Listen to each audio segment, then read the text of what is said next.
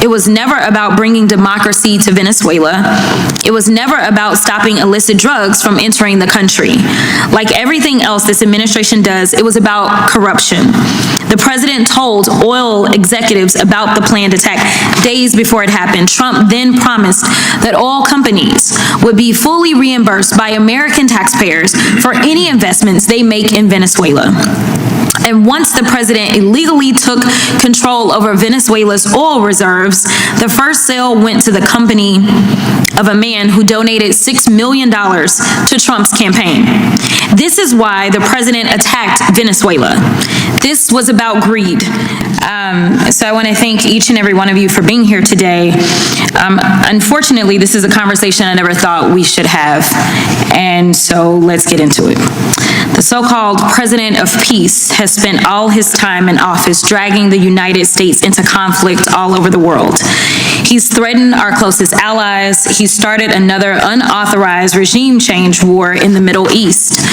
And in this instance, he invaded a sovereign nation and kidnapped its leader. Now, I don't want y'all to get it twisted and believe for any reason that I think Maduro is a saint. But there are processes. A lot of Republicans in Congress and on this committee will argue that Trump's attack on Venezuela will be for the good of the Venezuelan people, as the chairman has laid out. But let me be clear, Donald Trump does not care about the Venezuelan people, and let me give you the receipts on how I know. He said that Venezuelans were invading the United States.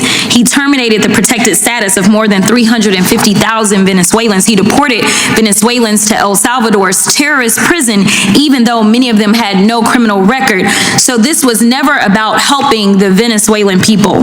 Donald Trump does not care about Venezuelans at all. To be clear, there is no legal basis for the United States government to invade a sovereign country and kidnap its leader.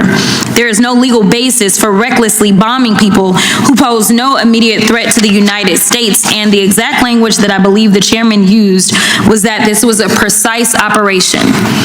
I don't know if his definition of precise includes the fact that there were at least 40 civilians killed in this operation in Venezuela, and there was a total of 83 persons that were killed during this invasion. But Donald Trump's unlawful military action in Venezuela was never about stopping illicit drugs from entering the United States. According to the DEA's National Drug Threat Assessment, Venezuela has little to no role in smuggling illicit fentanyl into the United States. In fact, DEA has never listed Venezuela as a fentanyl source or transit country. Coast Guard and military data do not show any fentanyl coming from Venezuelan-linked maritime routes.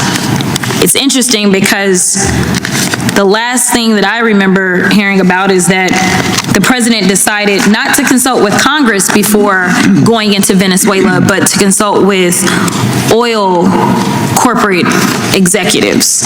I'll just put that out there.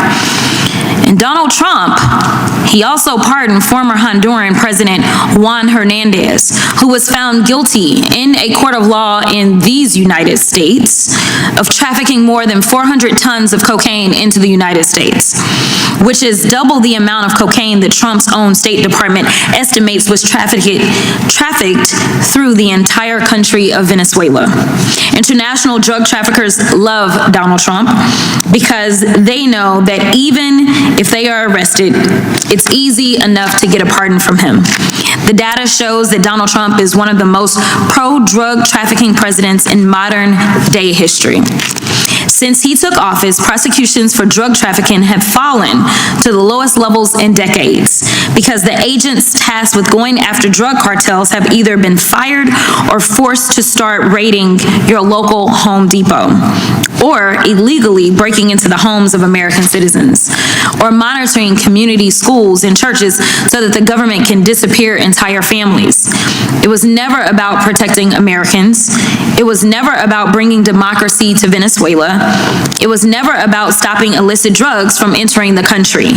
Like everything else this administration does, it was about corruption. The president told oil executives about the planned attack days before it happened. Trump then promised that all companies would be fully reimbursed by American taxpayers for any investments they make in Venezuela.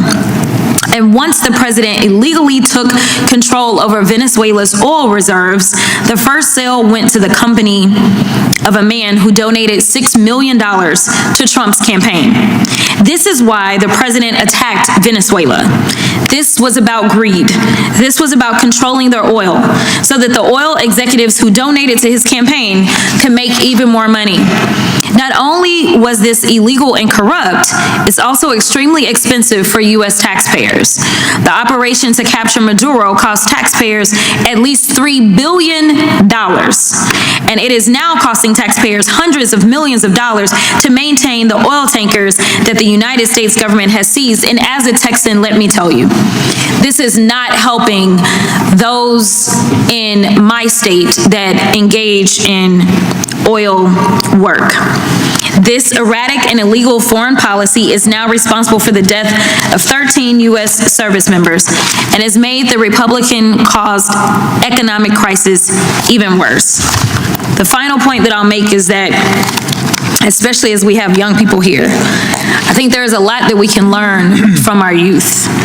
I remember as a little girl being told things like 2 wrongs don't make a right. It is very clear that Maduro is a wrong guy, and he may have even been illegally in power. But the idea that you would meet illegality with further illegality does not necessarily make it a right. So as someone who is trained in the law, as someone who still respects the law, as someone who believes that law and order should matter in this country, I can't speak for others. It is a shame that we do not have enough people that understand the Constitution, that are serving in the Congress, and decide that they want to stand up and protect Americans, as we have a lawless 34-count convicted felon that is continuing to engage in illegal actions that are harming both us here domestically as well as Americans and others abroad. With that, I will yield.